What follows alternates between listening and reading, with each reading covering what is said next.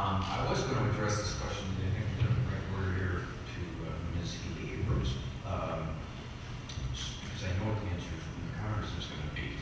But I'll, so I will address it.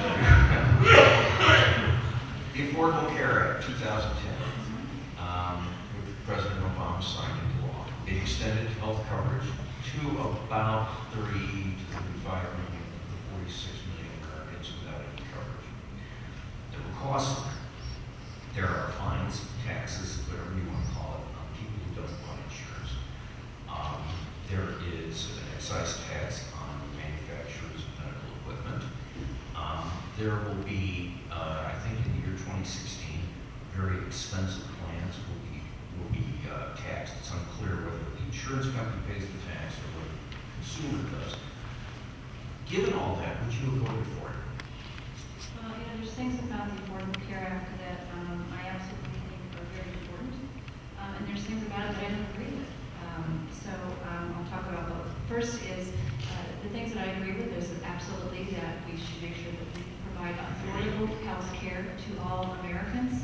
This is the greatest country in the world, and it's amazing to me that people still have to worry about whether they have health care and hope not to make up if they have a life-threatening illness in their family. So I absolutely believe that. The pre-existing conditions for people who have pre-existing conditions, they should be able to get health care. I have a family member who was my cousin and he's in college, and all of a sudden she didn't buy health care because she's working her way through college, and she became gravely ill. And we found through the Affordable Care Act, through the high-risk pool, that she can now become insured, and she is insured. And actually, she's in the hospital right now fighting for her life every day.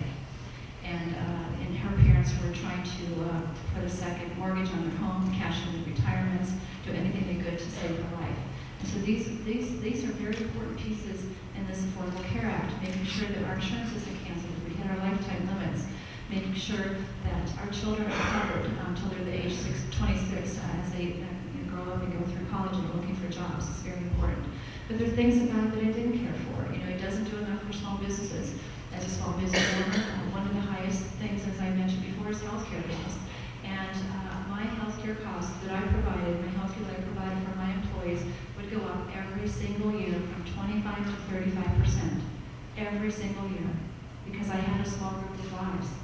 And the Healthcare Act did nothing to help with that. There's not enough in it. It's different for lives with under 50 lives or companies and whatnot. So there's different things. But this is the law of the land. This is it. It was approved by the Supreme Court. What we need to do now going forward, we need to make sure that we can put some amendments forth to correct some of the things, like you mentioned, that may be problematic down the road.